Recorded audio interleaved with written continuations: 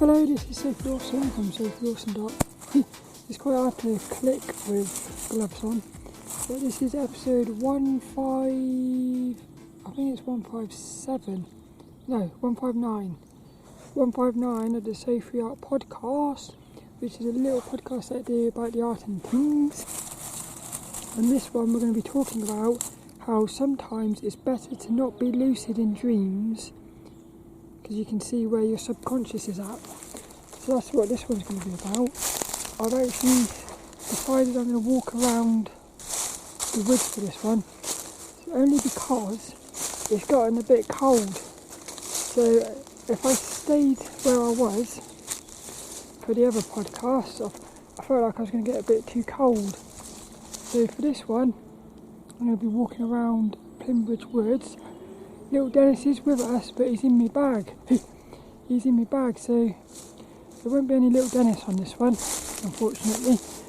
But I hope you enjoy this one. So we're going to be talking about how I sometimes think it's better, to not be lucid in your dreams. So what do I mean by that? Well, the thing is, lucid dreams is when you realise you're dreaming. So what happens is, let's say you're in a dream and you're in front of a racing car. You suddenly become aware that you're dreaming. You could decide to get into that racing car and drive around the racetrack. But what I'm saying is, sometimes it's better to not be lucid, because what might happen is, a better example is, the thing with lucid dreams is, it's a very good opportunity to face like your fears and stuff.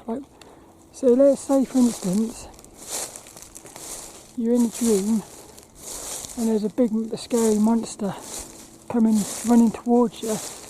If you become lucid, you can sort of decide you could hug the monster, for instance.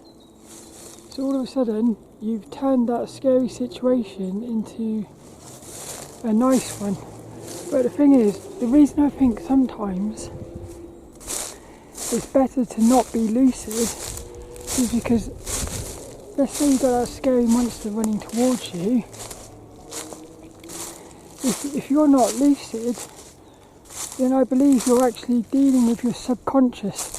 So if the scary monster comes towards you and you're not lucid, but you decide to hug the monster,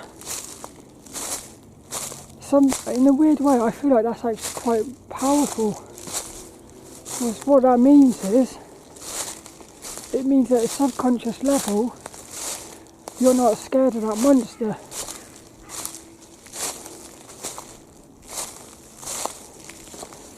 So sometimes it is better to be lucid. Guys, there's a barbed wire around here. Oh cool, I can actually go and run into the woods, into the fields. Somebody's taken all the barbed wire off the fields. Off the fences, sorry. Trying to find a place to put my glasses. There's this big massive field in front of me, there is.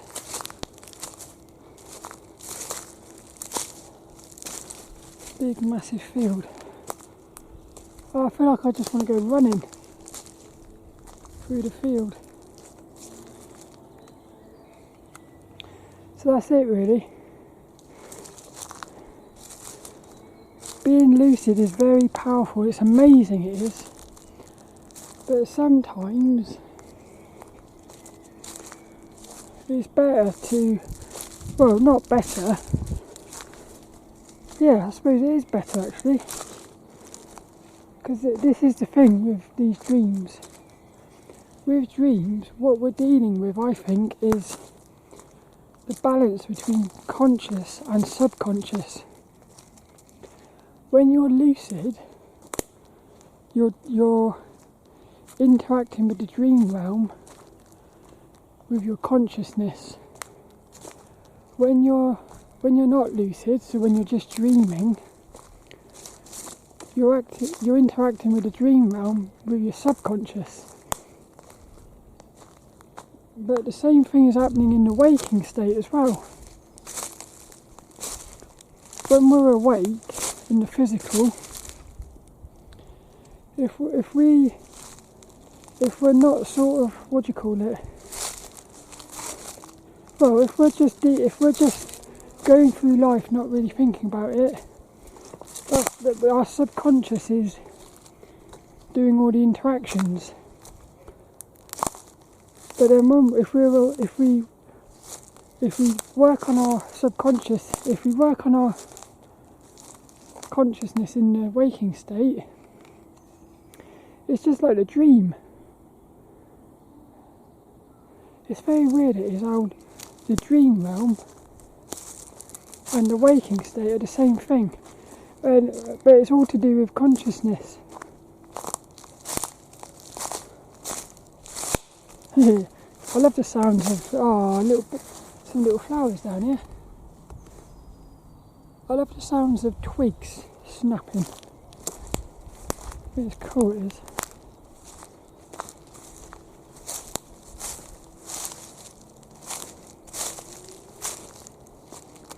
So yeah, I was trying to think of some more examples of when it's good to not be lucid.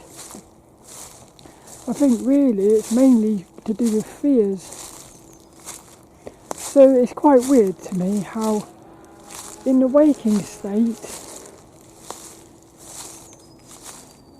there's somebody's bag down here. There's a little bag, somebody's left their little bag down here.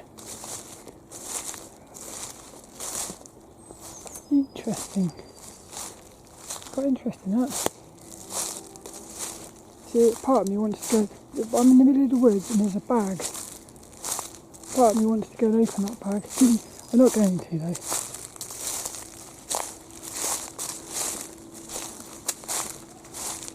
I love being out in the woods.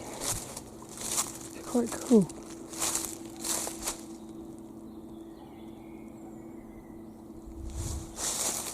Yeah, so it got me thinking, because you're putting all this energy into becoming lucid in the dreams.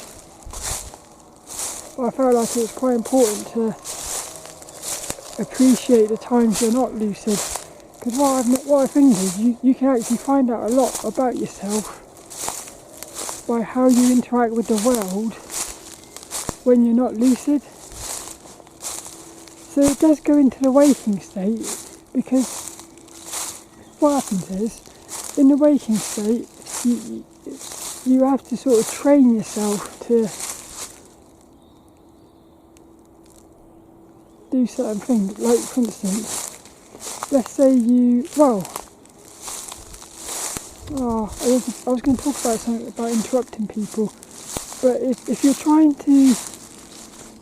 to overcome a bad habit, you have to basically train yourself. So you have to become conscious and train yourself to do the new habit. And then what happens then is, in the end, you don't have to do that anymore, because what happens is that will become the new subconscious. So it's almost like in the lucid dream. Hey, little squirrels bouncing around.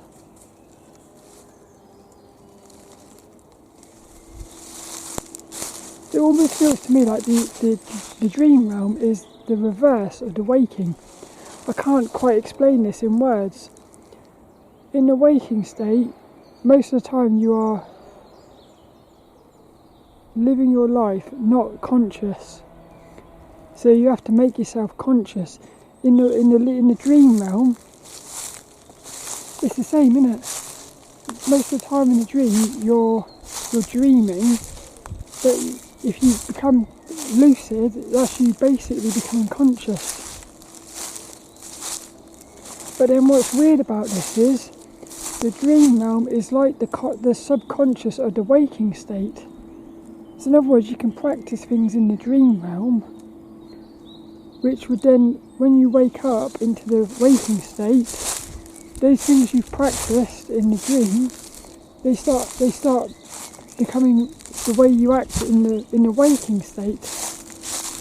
But also, it goes the other way. So in the waking state, if you're doing, let's say you're fearful of something in the waking state, when you go into the dream realm, the dream will be showing you the things you're scared of. So this is why I think dreams are so powerful. Because what's actually happening is, dreams are like, it's like our way of processing the consciousness. Brilliant. Oh, I love this. I hope you enjoyed that. That's basically it for this one. We haven't got an inspirational quote either because I haven't got my little book out. That's it for this one. I hope you enjoyed that. And I'll see you later for another one.